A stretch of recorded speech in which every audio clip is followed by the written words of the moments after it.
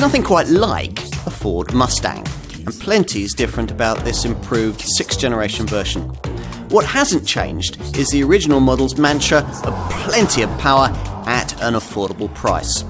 That's served up both in this fastback coupe guise or in convertible form. In either case, you get a car that'll make you feel alive, and there's nothing quite like it. Respect the rumble. So, what's it like? Well, settle in, and whether you go for the fastback coupe we have here or the alternative convertible body style, a Mustang is of course very different to the kind of European hot hatch or sports car that you could buy for the same kind of money. Fortunately though, when you fire up the engine, well, that sounds very different too. Here we've got the 5-litre V8, which remains normally aspirated, but in this revised model gets a 30 PS power boost to 450 PS. Ford's also tweaked the alternative 2.3-litre 4-cylinder EcoBoost power plant, reducing its output slightly to 290 PS, but increasing pulling power to 440 Newton meters in compensation. Either way, there's now the option of an improved 10-speed automatic gearbox if you don't like the 6-speed manual transmission that we're trying here. That auto has been configured to work with a selectable drag strip driving mode, which irons out the torque and power drop-off which you'd normally get between gear shifts, so it's just one seamless burst of acceleration. Other driving modes tweak throttle response, steering feel and gear shift timings if you have the auto box. These settings can now alter suspension feel if you specify the optional Magnaride adaptive damping system that we'd recommend.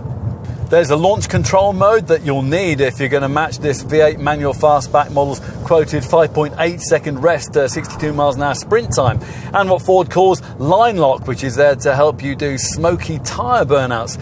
It's probably best not to try that on the high street though. What else? Well, the manual gearbox now has rev matching technology, which emotively blips the throttle on downshifts, and there's a thunderous active exhaust system as standard on the V8. Autonomous braking and lane departure warning tech now come fitted as standard too, and there's been a marginal but not especially significant improvement in efficiency. This V8 manual fastback version is capable of 22.7 miles per gallon on the combined cycle and 277 grams per kilometre of CO2. You don't have to be a committed petrol head to know what this car is. In fact, Ford's so confident in the global recognition this model enjoys that the word Mustang doesn't appear anywhere on the bodywork. It helps, of course, that this iconic shape has been seen in so many films and TV shows. Most memorably, of course, the Bullitt movie and that car chase with Steve McQueen. This kind of instant recognition is priceless, and it explains why Ford's been so careful to keep the shape and style of the original 60s model while bringing it right up to date in this improved 6th generation guise. Get up close and personal, and if you happen to be familiar with the original version of this 6th generation model, then you'll probably quickly clock the changes which have been made to this improved design with its lower bonnet line and restyled LED headlights. So let's take a seat inside, where changes have been promised to the rather down-market interior which characterised the original version of Ford's 6th generation pony car design. Well, we'll see.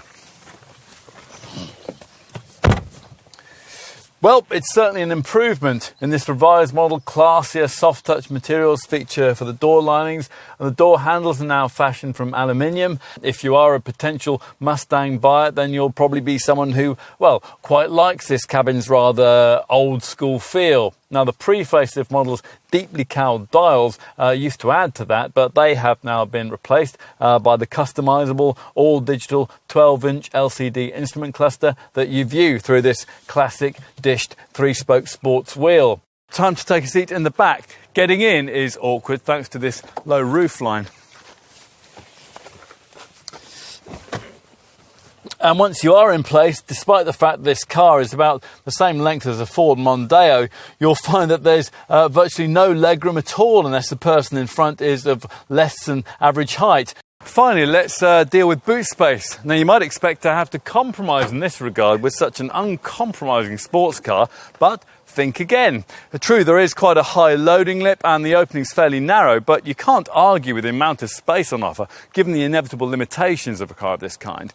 This fastback coupe model will hold 408 litres in what the Americans would call the trunk. That's about the same as a rival Mercedes-AMG C43 Coupe, so you'll be okay with a couple of medium-sized suitcases. I know you're no good for me, sang Martha Reeves and the Vandellas from the back of a Mustang convertible on the Dearborn production line back in '65. And a Mustang may not be. But if you yearn for the days when affordable sports cars were all about power, thunder and tyre-smoking machismo, you're going to want one of these just the same. A BMW or Audi coupe is a very nice thing to have, but it'll never be the model you always promised yourself in the way that a Mustang can be. This is, after all, more than just a sports car. It's the heart and soul of Ford.